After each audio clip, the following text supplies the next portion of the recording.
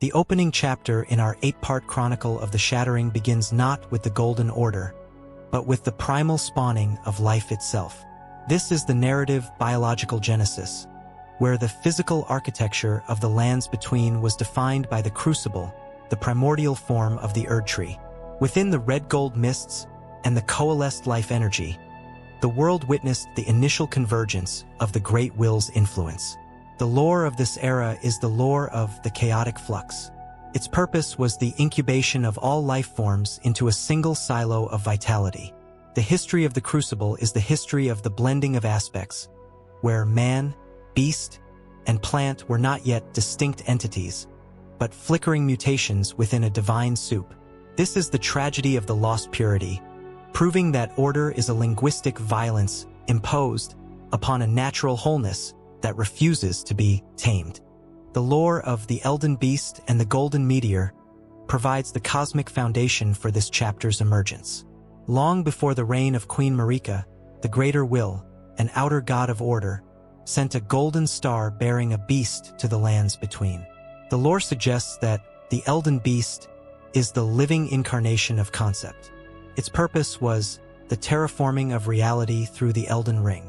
By planting the seed that would become the Erdtree, the Greater Will established a metaphysical anchor to harvest the souls of the world. This reveals the imperial purpose of the cosmic arrival. The star was not a gift, it was a claim staked by a celestial landlord upon the wild vitality of the earth. This was the era of the falling star. This shows that the history of the Elden Ring is a history of the occupation, which colonized nature with law. The physical environment of the primordial Erdtree provides insight into the red-tinted ferocity of the fall. This was the age of the Crucible, where the Erdtree glowed with a searing bronze hue, representing the raw and violent power of creation. The lore of the ancient sap explains that its purpose was the physical manifestation of divine excess. In this era, life was overflowing, granting horn, tail, and wing to those who bathed in its light, proving that sacredness was once messy and organic. This reveals the primal purpose of the Crucible's radiance. The tree didn't judge worthiness, it only accelerated existence. This was the era of the Siluria's tree. This shows that the history of the Crucible is a history of the amalgam, which celebrated the grafting of species before the Golden Purge. The relationship between the ancient dragons and the first Elden Lordship represents the pre-human sovereignty within the fall. Before Marika, the ancient dragons, led by Dragonlord Placidusax, ruled as the lords of the Elden Ring. The lore suggests that the Dragon Lord is a stagnant monument. Its purpose was the enforcement of a prehistoric equilibrium. By seating himself in the heart of the storm at Farum Azula, Placidusax maintained an order that was stone-like and eternal, showing that gold was not the first master of the ring. This reveals the omitted purpose of the dragon time. The gods cycle through vessels, and the scales were discarded to make way for the skin. This was the era of the Gravelstone. The history of the dragons is the history of the precedents, which proves that the Golden Order is but a new tenant in an old house. Furthermore, the lore of the Crucible Knights and the devotion to the Raw represents the evolutionary loyalty within the fall. These 16 High Knights, led by Ordovis and Siluria, served the first Lord Godfrey, representing the transitional phase between the Crucible and the Erdtree. The lore suggests that the Crucible Knight is a living relic. Its purpose was the protection of the primal sanctity. By manifesting aspects of the Crucible horns and breath in battle, they proved that the strength of the Golden Order originated in the vagueness of the past. This reveals the tragic purpose of their legacy. The knights became heretics to the very kingdom they built once the gold refined its definition. This was the era of the Crucible Feather. This shows that the history of the knights is a history of the obsolescence, which turns founders into outcasts. The relationship between the beastmen and the gift of intelligence represents the civilizing constraint within the fall. The five-fingered hand granted to the beasts of Farum Azula signified their ascension to reason under the greater will. The lore suggests that intelligence is a gilded leash. Its purpose was the subjugation of the animal impulse to the divine law. By giving the beast the ability to worship, the greater will ensured that the wild world would police itself. This reveals the domesticating purpose of the grant. Reason is the first prison built for the body.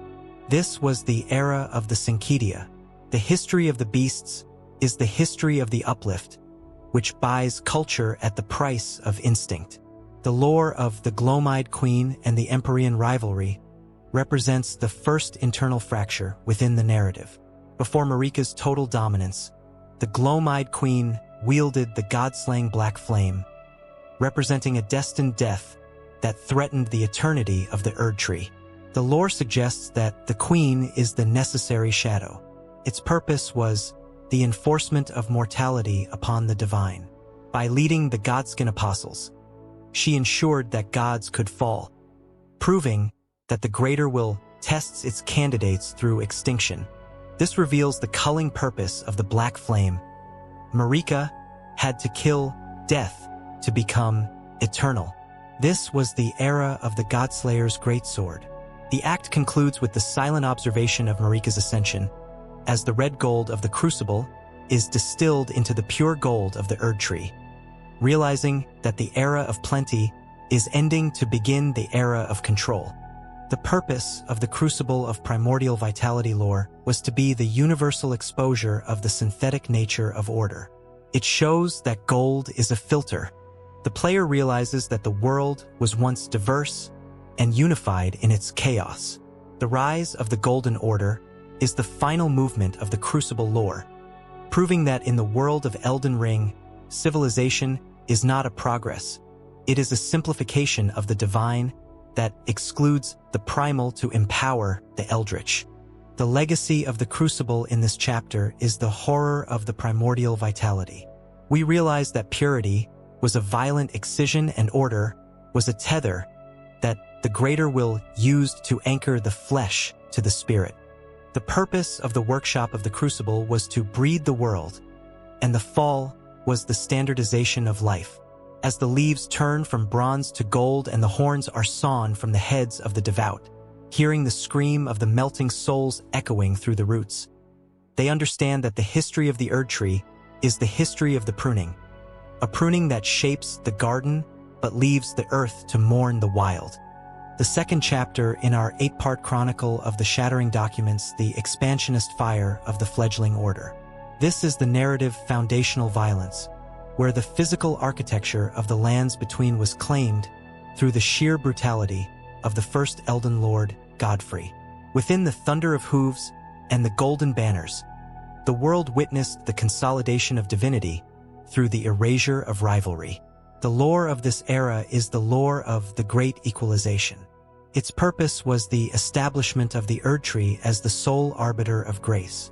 The history of the Age of Plenty is the history of the Golden Crusade, where Queen Marika's grace was weaponized to subdue every corner of the continent. This is the tragedy of the conqueror, proving that peace is a silence bought with the blood of giants and the exile of the wild. The lore of Hoaralu and the Sirash constraint provides the psychological foundation for this chapter's aggression. Before he was the first Elden Lord, he was Hoaralu, a blood-crazed chieftain of the Badlands. The lore suggests that Godfrey is a caged storm. Its purpose was the transformation of savagery into sovereign authority.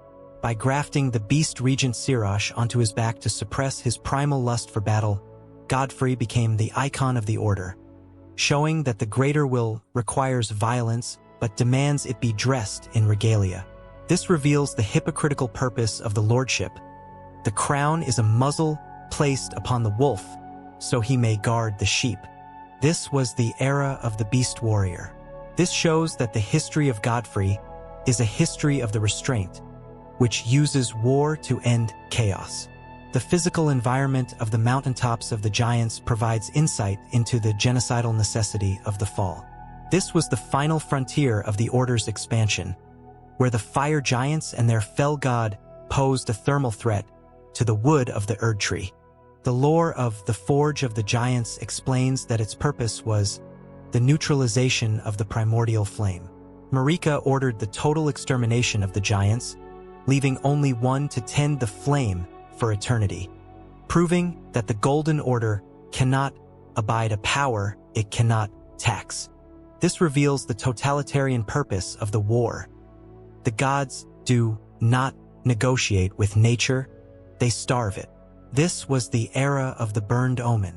This shows that the history of the giants is a history of the void, which leaves the peak of the world full of bones. The relationship between the Crucible Knights and the Stormveil campaign represents the dusk of the Old Guard within the fall. Under Godfrey, the Crucible Knights toppled the Storm Lord, claiming the windswept castle for the Erdtree. The lore suggests that Stormveil is a broken nest.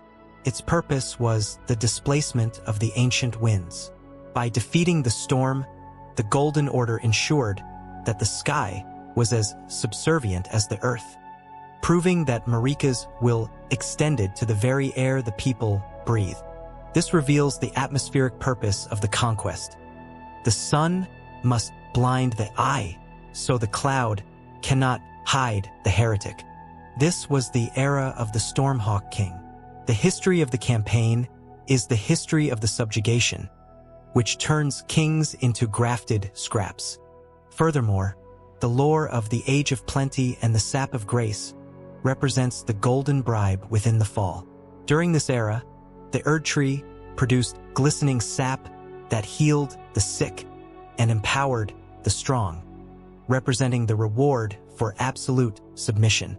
The lore suggests that grace is a spiritual currency. Its purpose was the buy-in of the populace. By providing infinite abundance, the greater will ensured that nobody would question the violence of the Crusades. This reveals the seductive purpose of the plenty. The tree feeds the stomach to silence the mind. This was the era of the Blessed Dew. This shows that the history of the plenty is a history of the satiation, which makes tyranny taste like honey. The relationship between the Liurnian Wars and the First Stalemate represents the linguistic limit within the fall. When the Golden Order encountered the Carrion Royals and their moon magic, they failed to conquer them through force, representing the resistance of the intellect against the sword. The lore suggests that Liurnia is the mirror of the Order. Its purpose was the demonstration of the equality of power. This reveals the diplomatic purpose of the conquest's end. If gold cannot burn the moon, it must marry it. This was the era of the Golden Vow. The history of the Liurnian Wars is the history of the compromise, which folds the foreigner into the family to preserve the facade of omnipotence. The lore of the Banished Knights and the price of loyalty represents the human residue within the narrative. Those who fought for the Order but were too violent or too connected to the storm were exiled to the fringes of the world, proving that the Order discards its tools once the job is done. The lore suggests that the Banished Knight is a shattered mirror. Its purpose was the removal of the evidence of the war. This reveals the janitorial purpose of the exile. The Queen wants a gilded kingdom, and that requires wiping the blood from the armor. This was the era of the Dragon Communion. The act concludes with the silent observation of Godfrey's loss of grace. As the light leaves the eyes of the First Lord, once the last enemy has fallen, realizing that a warrior has no place in a world that is finished. The purpose of the Age of Plenty lore was to be the universal exposure of the transience of usefulness. It shows that grace is conditional. The player realizes that the Golden Order builds its throne on a mountain of discarded heroes. The rise of the Tarnished is the final movement of the conquest lore, proving that in the world of Elden Ring, victory is not a rest, it is an eviction served by the gods to those who won the world for them. The legacy of the War of Conquest in this chapter is the horror of the foundational violence. We realize that peace was a gilded cemetery and grace was a tether that Marika used to anchor the ambition of men to the will of the stars. The purpose of the workshop of the crusade was to clear the land, and the fall was the betrayal of the Lord. As the golden sap ceases to flow and the Lord marches into the mist with his tarnished warriors, hearing the rattle of the chains in the wind, they understand that the history of the order is the history of the usage, a usage that harnesses the fire but leaves the ash to starve in the outside. The third chapter in our 8-part chronicle of the Shattering examines the gilded zenith of the world's history.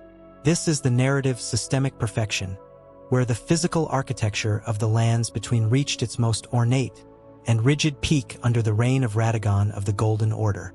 Within the marble halls of Leyndell and the stained glass of the Academy, the world witnessed the theological fusion of the Erdtree and the moon. The lore of this era is the lore of the absolute law. Its purpose was the elimination of intellectual dissent through integration. The history of the Age of Prosperity is the history of the divine marriage, where the sword of the first era was replaced by the logic of the second. This is the tragedy of the perfect wall, proving that stability is a stagnation disguised as peace, and unity is a mask worn by a fractured self.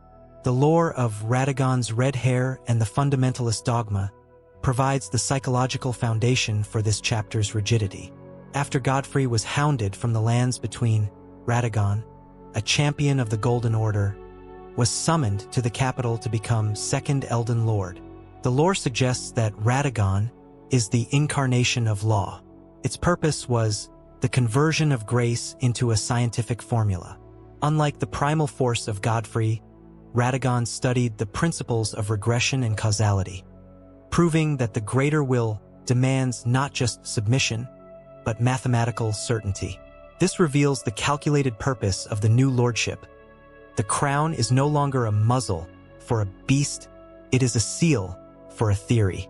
This was the era of the Golden Order totality. This shows that the history of Radagon is a history of the refinement, which turns faith into logic to prevent the error. The physical environment of the capital city, Leyndell, provides insight into the imperial narcissism of the fall. This was the height of the Golden Age, where the streets were paved with gold and the Erdtree loomed over the people as an eternal one. The lore of the fortified manor explains that its purpose was the physical manifestation of the divine ego. The city was built to be impenetrable, proving that the gods believed their order was invulnerable to time. This reveals the delusional purpose of the capital splendor.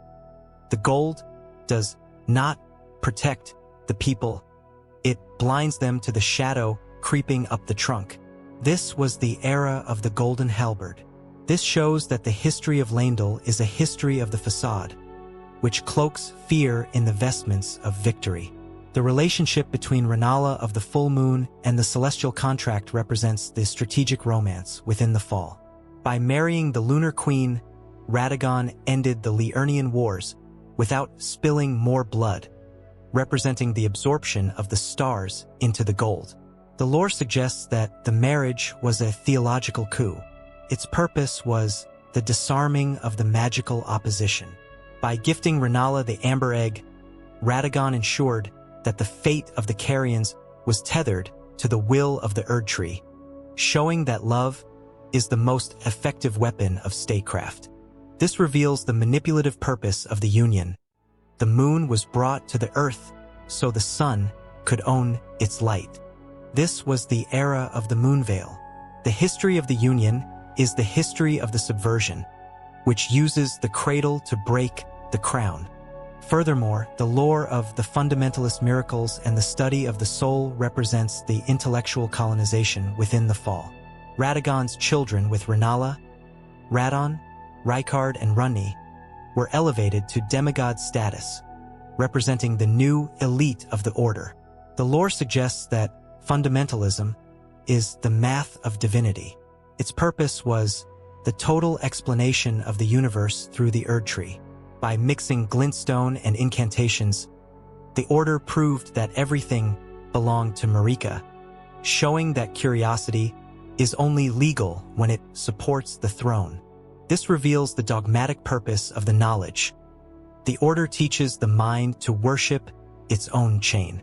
This was the era of the Golden Order seal. This shows that the history of the demigods is a history of the inheritance, which grafts the world onto the bloodline. The relationship between Miquella and Malenia and the curse of the twins represents the biological failure within the fall. Born of a single god, Marika/Radagon, the Empyrean twins were afflicted from birth, one with eternal infancy and the other with scarlet rot. The lore suggests that the twins are the price of perfection. Its purpose was the demonstration of the rot at the heart of the divine.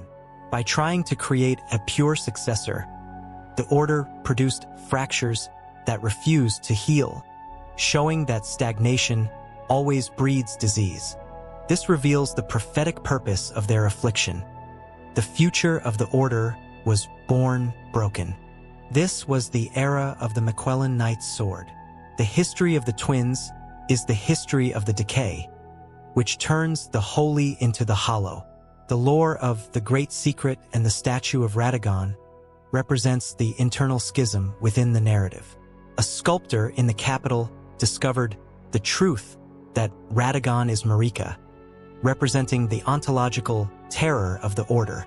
The lore suggests that the secret is the final paradox. Its purpose was the concealment of the conflict between the vessel and the law. Marika wanted to question the greater will, while Radagon sought to enforce it, proving that the throne was occupied by a civil war contained within a single frame. This reveals the structural purpose of the deception. The order must appear whole even when the god is shattered. This was the era of the law of regression. The act concludes with the silent observation of the zenith's end, as the age of prosperity hardens into a rigid silence, realizing that the world is choking on its own perfection. The purpose of the Age of Prosperity lore was to be the universal exposure of the fragility of absolute unity. It shows that law is cold. The player realizes that the Golden Order sacrificed the flow of life for the stability of the stone. The rise of the Knight of the Black Knives is the final movement of the Zenith lore, proving that in the world of Elden Ring, prosperity is not a solution, it is a pressure cooker that is waiting for a single spark to explode the lie. The legacy of the Zenith in this chapter is the horror of the systemic perfection. We realize that unity was a gilded straitjacket and logic was a tether that Radagon used to anchor the world to a god who was already losing their mind. The purpose of the workshop of the Zenith was to fix the world, and the fall was the rupture of the individual. As the sun stands still over the golden towers and the rot spreads unseen through the roots, hearing the clinking of the chisels in the silent chambers, they understand that the history of the Order is the history of the prison, a prison that shines with the light of the heavens but leaves the heart to shatter in the dark. The fourth chapter in our 8-part chronicle of the Shattering marks the surgical rupture of eternity. This is the narrative catastrophic fracture, where the physical architecture of the Golden Order, the flawless facade of divine immortality, was pierced by the black blades of the Numens. Within the chilled moonlight and the silent corridors of Leyndell, the world witnessed the sacrilegious paradox. The death of a god who was never meant to die. The lore of this era is the lore of the Great Sabotage. Its purpose was the severing of the soul from the flesh. The history of the Knight of the Black Knives is the history of the Lunar Rebellion, where the Carian princess stole the script of the gods to write her own dark ending. This is the tragedy of the half-death, proving that immortality is a glass casket that shatters when the shadow strikes the light. The lore of Runni the Witch and the theft of the rune provides the psychological foundation for this chapter's treason. As an Empyrean, Runni was chosen by the Two Fingers to succeed Marika, representing the future of the Greater Will. The lore suggests that Runni is the incarnation of defiance. Its purpose was the rejection of the biological puppet strings. By stealing a fragment of the Rune of Death from Malekith, she crafted the means to slay her own Empyrean frame, proving that the gods cannot control a mind that is willing to burn its own home. This reveals the liberation purpose of the theft. The star must extinguish the sun to free the night. This was the era of the Runni's doll. This shows that the history of the witch is a history of the autonomy, which trades flesh for spirit to escape the gold. The physical environment of the Prince of Death's throne provides insight into the organic horror of the fall. Deep beneath Leyndell, the body of Godwyn the Golden festered into a colossal abomination, representing the failure of the Golden Order's metabolism. The lore of the Death Root explains that its purpose was the physical manifestation of the unnatural loop. Because Godwyn's soul was dead, but his body lived, he became a cancer within the Erdtree's roots, proving that death cannot be ignored, only corrupted. This reveals the malignant purpose of the first death. The prince became the anchor for those who live in death, turning the sanctuary into a morgue. This was the era of the Prince of Death's pustule. This shows that the history of Godwyn is a history of the stagnation, which breeds parasites in the heart of the divine. The relationship between the Black Knife assassins and the Newman connection represents the familial betrayal within the fall. These scions of the Eternal City were close to Marika herself, yet they carried the blades of treason, representing the shadow that always follows the light. The lore suggests that the assassins are tools of a higher conspiracy. Its purpose was the systematic deconstruction of the Golden lineage. By slaying the Golden Sun, they forced the Queen to confront the limit of her own order, showing that gold offers no shield against the steel of the void. This reveals the subversive purpose of the assassination. The night doesn't fight the day, it infiltrates its dreams. This was the era of the Black Knife Tish. The history of the night is the history of the internal rupture, which shatters the throne from the inside. Furthermore, the lore of the curse mark of death and the split sacrifice represents the mathematical cruelty within the fall. For the first death to function, two demigods had to die at the same moment, one in soul, the other in body. The lore suggests that the curse mark is a broken equation. Its purpose was the creation of the god-slaying catalyst. While Runni discarded her flesh to become free, Godwyn lost his soul to become undying rot, showing that progress requires the mutilation of the innocent. This reveals the calculating purpose of the night. The witch used the brother as a sacrificial weight to balance her ascension. This was the era of the Black Knives. This shows that the history of the curse mark is a history of the parasitism, which feeds the goddess with the corpse of the king. The relationship between Malekith and the eternal guilt represents the failure of the guardian within the fall. As the beast clergyman who held the Rune of Death, Malekith failed to protect the source, forcing him to bind the destined death into his own flesh. The lore suggests that Malekith is the ghost of the Golden Order's safety. Its purpose was the manifestation of the divine regret. By hiding in Farum Azula and eating the death root, he attempted to contain a spill that had already drowned the world, showing that law cannot repair what treason has undone. This reveals the somatic purpose of his suffering. The guardian must devour the sin to keep the world ignorant. This was the era of the beast claw. The lore of the eternal cities and the treason of the Nox represents the ancient resentment within the narrative. The Nox had longed for an age of stars, and the Night of the Black Knives was the culmination of millennia of secret planning, proving that the Golden Order was built over a basement of enemies. The lore suggests that the Nox are the architects of the downfall. Its purpose was the replacement of the greater will with the moon. By providing the knives and the knowledge, they turned the princess into a weapon, showing that the stars wait for the gold to rust. This reveals the geological purpose of the night. The surface only falls because the depths pulled the anchor. This was the era of the Fingers Layer blade. The act concludes with the silent observation of Marika's breaking point, as the queen witnesses her favored son transformed into a fish-like cadaver, realizing that the greater will has no plan for tragedy. The purpose of the Knight of the Black Knives lore was to be the universal exposure of the fragility of the divine promise. It shows that eternity is a lie. The player realizes that Leyndell is a mausoleum disguised as a palace. The rise of the Shattering Hammer is the final movement of the Knight lore, proving that in the world of Elden Ring, death is not a natural end, it is a stolen gift that is used to unlock the chain of the universe. The legacy of the Black Knives in this chapter is the horror of the catastrophic fracture. We realize that safety was a fragile delusion and immortality was a tether that Runni used to anchor the world to the abyss. The purpose of the workshop of the night was to slay the future, and the fall was the murder of the ideal.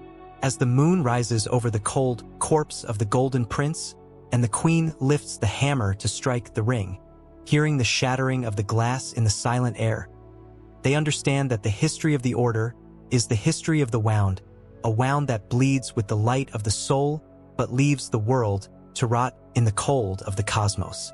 The fifth chapter in our 8-part chronicle of the Shattering records the absolute dissolution of divine order. This is the narrative ontological anarchy, where the physical architecture of the universe, the Elden Ring itself, was fractured by the very vessel meant to protect it. Within the ringing blows of the stone hammer and the crimson sparks of the broken reality, Queen Marika the Eternal executed the final sabotage of her own kingdom. The lore of this era is the lore of the sovereign suicide. Its purpose was the forced reevaluation of the greater will's dominion. The history of the Shattering is the history of the War of No Victors, where the demigods, clutching their great runes, tore the world apart in a futility of greed. This is the tragedy of the broken law, proving that order is a brittle glass that explodes into shrapnel when the goddess decides to die. The lore of Marika's hammer and the act of sacrilege provides the psychological foundation for this chapter's collapse. After the Night of the Black Knives, Marika was driven to a despair that transformed into revolution, representing the internal conflict of a god who refuses to be a tool. The lore suggests that the hammer is the antithesis of the ring. Its purpose was the physical deconstruction of the cosmic script. By striking the Elden Ring, Marika shattered the laws of biology, gravity, and time, proving that the greater will's order was only as stable as its vessel's will. This reveals the suicidal purpose of the Shattering. The queen had to break the world to break her chains. This was the era of the shattered stone. This shows that the history of Marika is a history of the mutiny, which uses chaos to evict the divine. The physical environment of the Erdtree's interior provides insight into the crucified silence of the fall. This is the throne of punishment, where Marika/Radagon are suspended by shards of red-black light, representing the greater will's retaliation. The lore of the Elden Throne explains that its purpose was the spatial manifestation of the divine impasse.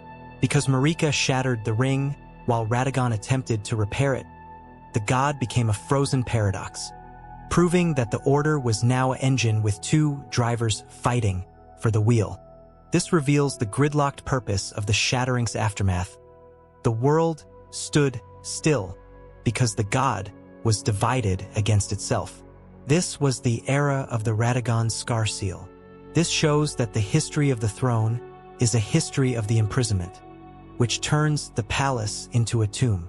The relationship between the Great Runes and the Mad Taint represents the corrosive inheritance within the fall. Each demigod claimed a fragment of the Elden Ring, but the power warped their sanity, representing the toxic nature of absolute sovereignty. The lore suggests that the shard is a heavy burden. Its purpose was the fragmentation of the administrative power. By dividing the law, Marika ensured that no single child could succeed her, forcing a stalemate that bled the lands between dry. This reveals the destructive purpose of the gift. The runes turned siblings into starving wolves, showing that gold is a poison to those who covet it. This was the era of the Great Rune. The history of the shards is the history of the greed, which sells the world for a sliver of authority. Furthermore, the lore of the War of No Victors and the Siege of Leyndell represents the military exhaustion within the fall. From the first defense of the capital to the second siege, the demigods battered the walls of the order, representing the failure of force to resolve a theological crisis. The lore suggests that the Shattering War is a slow-motion extinction. Its purpose was the systematic depletion of the world's resources. By locking the continents in eternal battle, the demigods exhausted the grace of the populace, showing that war without a winner is only a graveyard with banners. This reveals the attrition purpose of the conflict. The greater will abandoned its children because they refused to stop the bleeding.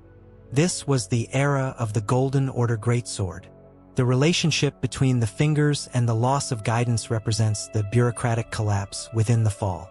The two fingers became catatonic and confused, failing to interpret the silence of the greater will, representing the severing of the celestial communication.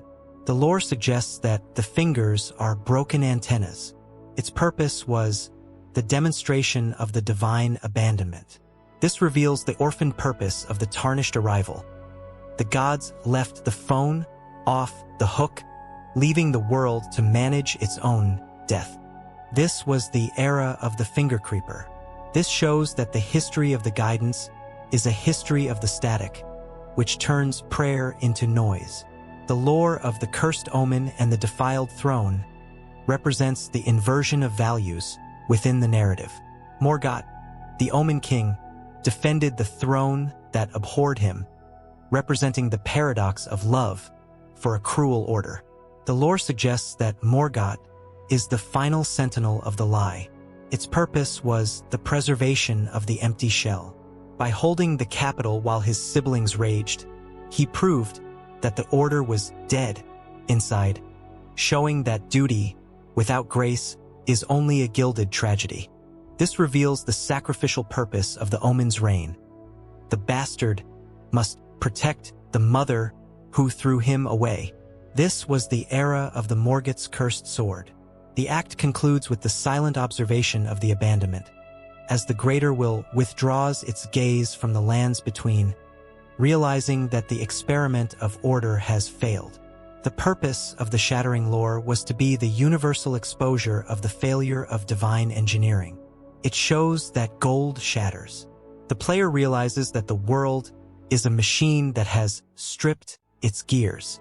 The rise of the Tarnished is the final movement of the war lore, proving that in the world of Elden Ring, the Shattering is not an event, it is a condition, a chronic instability that requires the arrival of a stranger to burn the stagnation. The legacy of the hammer in this chapter is the horror of the ontological anarchy. We realize that authority was a fragile sliver and order was a tether that Marika used to anchor the world to her own extinction. The purpose of the workshop of the Shattering was to abort the future, and the fall was the suicide of the sacred. As the shards glint in the dust of the ruined capital, and the demigods roar in their empty castles, hearing the echo of the hammer ringing through the void, they understand that the history of the ring is the history of the break, a break that releases the power of the stars but leaves the world to starve in the gold. The sixth chapter in our 8-part chronicle of the Shattering records the ecological execution of the southern continent. This is the narrative in tropic devastation, where the physical architecture of the landscape, the verdant hills of Caelid, was infected and transmuted into a nightmare of pulsing flesh. Within the clashing of titanic blades and the bloom of the outer god, Starscourge Radon and Maelnia the Severed witnessed the final abandonment of martial honor. The lore of this era is the lore of the stagnant bloom. Its purpose was the forceful introduction of an alien order through biological decay. The history of the Battle of Ionia is the history of the deadlock of the demigods, where the mightiest siblings burned the world to a cinder of rot just to avoid defeat. This is the tragedy of the unchecked will, proving that strength is a curse that exhausts the future to satisfy the ego of the present. The lore of Starscourge Radon and the Arrested Stars provides the gravitational foundation for this chapter's defiance. As the son of Radagon and Renala, Radon mastered gravity magic to challenge the cosmos, representing the human desire to control fate. The lore suggests that Radon is the anchor of the Golden Age. Its purpose was the tactical freezing of the astral influence. By holding the stars in the sky, Radon blocked the fate of the Carrion royal family and the Age of Stars, ensuring that the Golden Order remained static, proving that loyalty can stop the universe from turning. This reveals the conservative purpose of his power. The lion held the heavens hostage to protect his father's legacy. This was the era of the Starscourge Greatsword. This shows that the history of Radon is a history of the resistance, which fights the flow of time with the weight of the soul.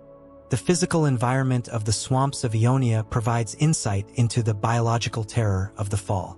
This is a cancerous delta where the water has turned to pus and the trees to fungal tumors, representing the victory of the goddess of rot. The lore of the Scarlet Bloom explains that its purpose was the territorial erasure of the competitor.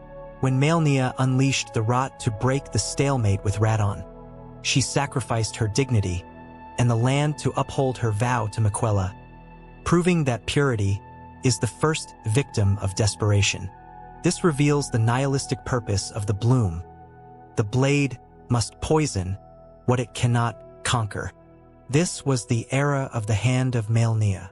This shows that the history of the rot is a history of the infection, which turns life into a carrion feast for an outer god. The relationship between the Redmans and the scorched earth represents the military martyrdom within the fall. Radon's soldiers stayed in Caelid to contain the rot with fire, representing the last sliver of human responsibility.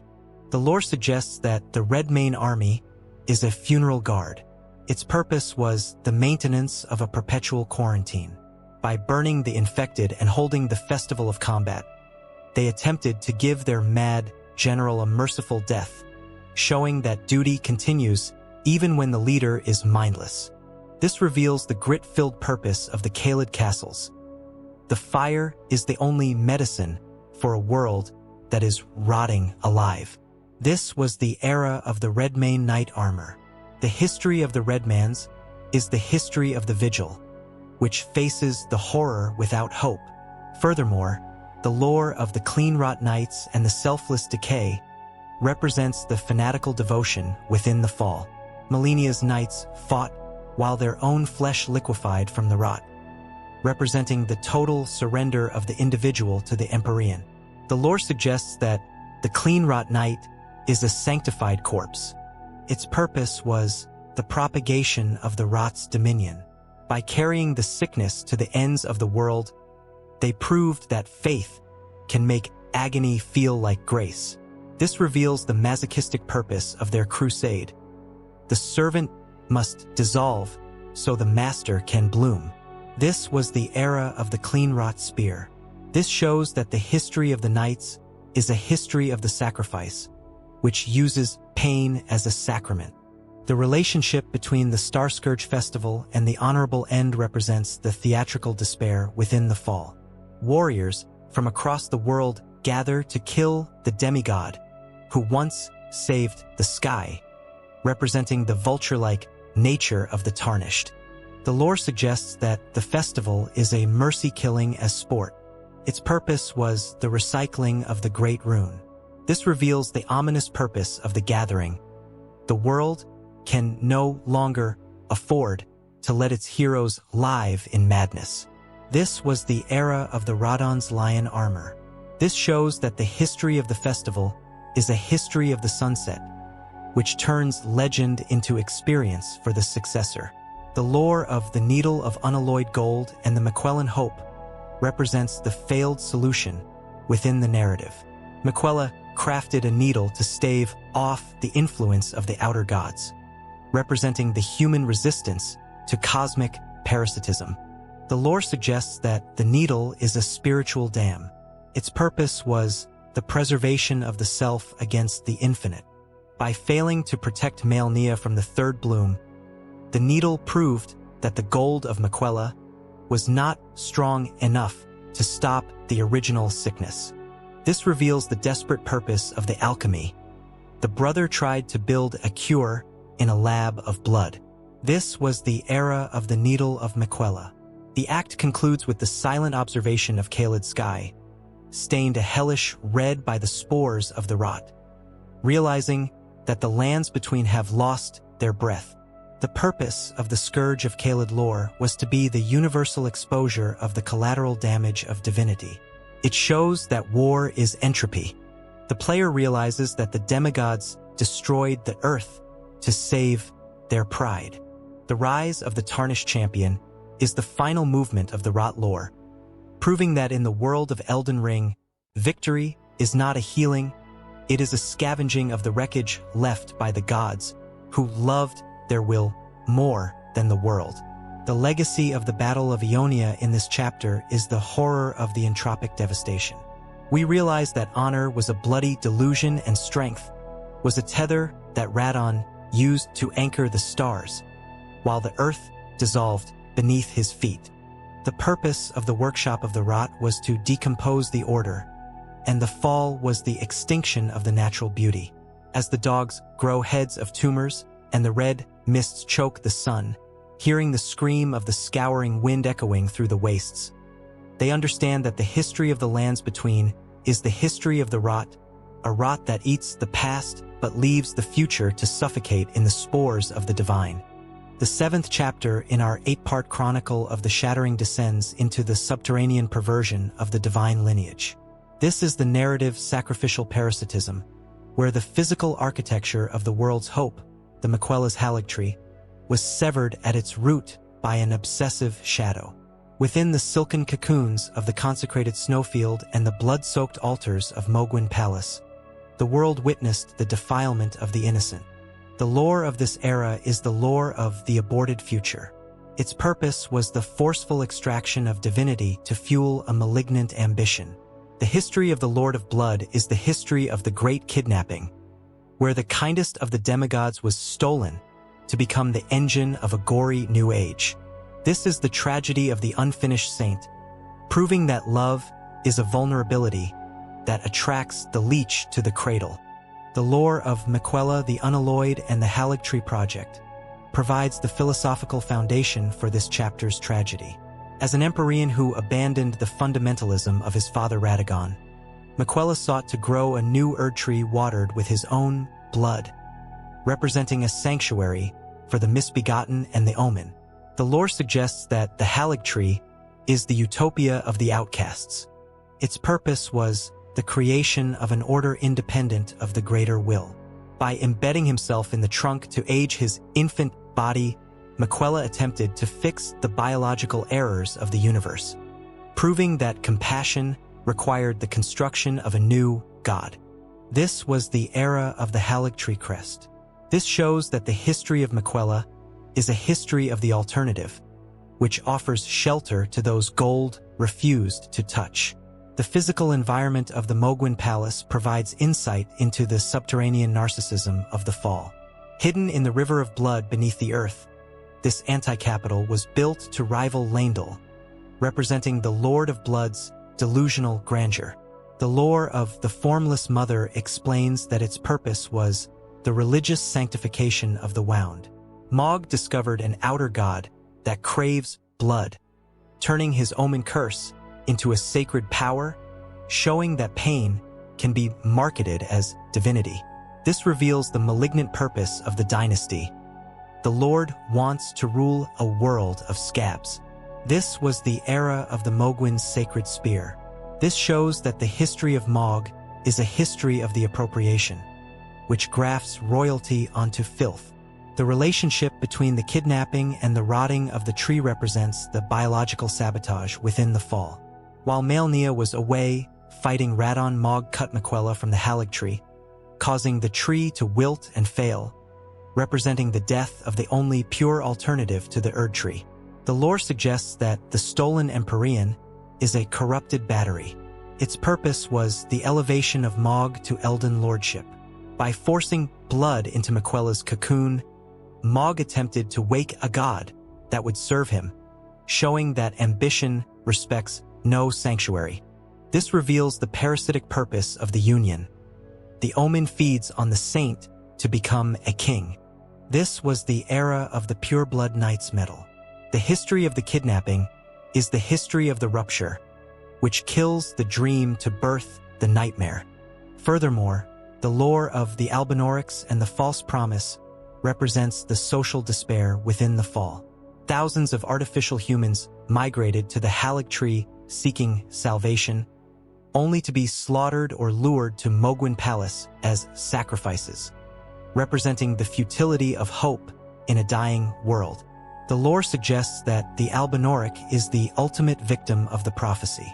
Its purpose was the demonstration of the cruelty of the divine race. By dying on the road to a sanctuary that was already empty, they proved that faith is a lure used by the gods to harvest the desperate. This reveals the predatory purpose of the pilgrimage. The Haligtree was a mirage that led to a cemetery.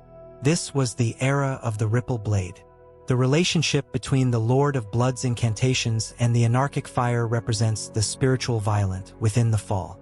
Unlike the orderly incantations of the Erdtree, Mog's magic involves tearing the space to draw burning blood from an invisible goddess, representing the total rejection of stability. The lore suggests that blood magic is the language of the outcast. Its purpose was the physical manifestation of the resentment of the marginalized. This reveals the vengeful purpose of the dynasty's power. The omen will drown the gold in the fluid of its own suffering. This was the era of the blood boon. This shows that the history of the blood is a history of the rebellion, which uses wounds as gates. The lore of the Mequellan needle and the unalloyed gold represents the fragility of the resistance within the narrative. Mequella's failure to protect himself proved that even the greatest mind cannot predict the depravity of human greed, showing that unalloyed gold is brittle against raw violence. The lore suggests that Mequella is the tragedy of the intellectual. Its purpose was the illustration of the impossibility of a clean break. By becoming a monster in the dark, Mequella proved that in Lordran, purity must eventually mix with the mud. This reveals the cynical purpose of the Haligtree's fall. The light only defines the shadow that devours it. This was the era of the bewitching branch. The act concludes with the silent observation of the withered arm, hanging from the cocoon in the Mogwin Palace, realizing that the future of the lands between has been stillborn. The purpose of the Lord of Blood lore was to be the universal exposure of the perversion of the sacred. It shows that sanctuary is fragile. The player realizes that Firelink, or the Round Table, has no power over the dark wills of the underground. The rise of the Lord of Blood is the final movement of the Mequellan lore, proving that in the world of Elden Ring, hope is not a rescue, it is a resource that is mined by the monsters hidden in the bloodline. The legacy of the Haligtree in this chapter is the horror of the sacrificial parasitism. We realize that compassion was a gilded target and divinity was a tether that Mog used to anchor his own obsession to the spirit of the child. The purpose of the workshop of the palace was to industrialize the sin, and the fall was the corruption of the dream. As the white petals of the Haligtree turn to blood and the omen laughs in the deep, hearing the dripping of the fluid echoing through the chamber, they understand that the history of the lands between is the history of the leech, a leech that sucks the grace from the innocent but leaves the world to choke in the clots of its own aspiration. The final chapter in our 8-part chronicle of the Shattering documents the terminal reclamation of the throne. This is the narrative cyclical resurrection, where the physical architecture of the world the gilded reality of the Erdtree, is incinerated to birth a new vision. Within the ghostly echoes of the Round Table hold and the searing heat of the Forge of the Giants, the world witnessed the execution of the divine will through its most discarded children. The lore of this era is the lore of the transgressor's ascension. Its purpose was the final deconstruction of the stagnant order. The history of the Tarnished is the history of the long march home, where the disgraced return to loot the gods and decide the fate of the universe. This is the tragedy of the necessary fire, proving that renewal is a cremation that destroys the past to unlock the infinity. The lore of the Tarnished and the Call of Grace provides the sociological foundation for this final act. Once exiled with Godfrey to die and grow strong in foreign lands, the Tarnished were resurrected by Marika's flickering grace, representing the last failsafe of a desperate goddess. The lore suggests that the Tarnished are the scavengers of destiny. Its purpose was the introduction of an outside variable into a locked system. By stripping the demigods of their runes, the Tarnished broke the stalemate of the Shattering, proving that mortality is the only force capable of ending the eternity. This was the era of the lost grace. This shows that the history of the Tarnished is a history of the return, which uses death as a credential for kingship. The physical environment of the Round Table hold provides insight into the liminal despair of the fall. This is a pocket dimension disconnected from the lands between, representing the staging ground for the assault on divinity. The lore of the Burning Table explains that its purpose was the spatial manifestation of the prophecy's deadline. As the Erdtree burns, the hold dissolves, proving that the sanctuary was only a tool created to be consumed. This reveals the disposable purpose of the Tarnished hub. The Greater Will built a waiting room and then set it on fire. This was the era of the Cipher Pata. This shows that the history of the hold is a history of the utility, which discards the hero once the door is open. The relationship between Melina and the Kindling Maiden represents the sacrificial spark within the fall. To burn the thorns blocking the tree, a maiden must offer herself as fuel to the flame, representing the cost of challenging the order. The lore suggests that Melina is the ghost of the revolution. Its purpose was the igniting of the forbidden change.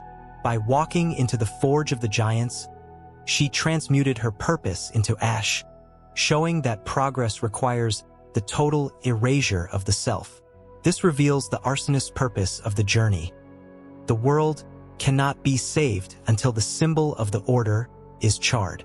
This was the era of the Blade of Calling. The history of the Maiden is the history of the Kindling, which warms the new age with the body of the guide.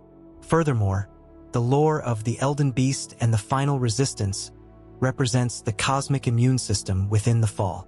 Inside the tree, the Elden Beast, the true form of the ring, fights to prevent its alteration, representing the Greater Will's refusal to yield to human choice. The lore suggests that the final battle is the war against concept.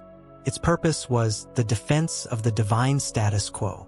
By defeating the beast, the Tarnished earned the right to edit the laws of existence, proving that man can overthrow the architect. This reveals the liberating purpose of the godslaying. The ring is not a sacred object, it is a resource to be reforged. This was the era of the Elden Remembrance. The relationship between the fractured endings and the diversification of fate represents the ontological choice within the final movement. The player may link the ring to restore the gold, inject the rune of death to enforce mortality, or follow Runni into the Age of Stars to remove the gods entirely. The lore suggests that the ending is the birth of the subjective reality. Its purpose was the final resolution of the Shattering's paradox. Whether the world becomes a land of order, a void of stars, or a chaos of fire, the prophecy ends, showing that meaning is now authored by the winner. This reveals the decisive purpose of the lordship. The Tarnished doesn't serve the future, they invent it. This was the era of the mending runes. The lore of the frenzied flame and the total erasure represents the ultimate nihilism within the narrative. If the player embraces the three fingers, they burn everything away into a singular oneness, representing the destruction of individual suffering through extinction. The lore suggests that chaos is the final mercy. Its purpose was the deletion of the greater will's mistake. By becoming the Lord of Frenzied Flame, the Tarnished ensures that nothing will ever hurt again, showing that peace can be found in the void.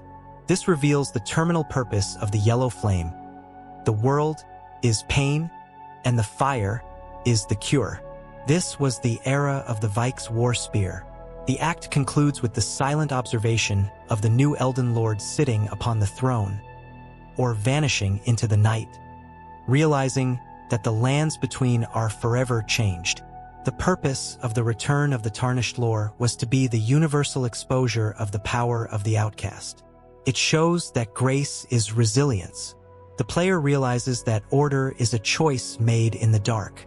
The rise of the New Age is the final movement of the Elden Ring lore, proving that in the world of the Shattering, history is not a straight line.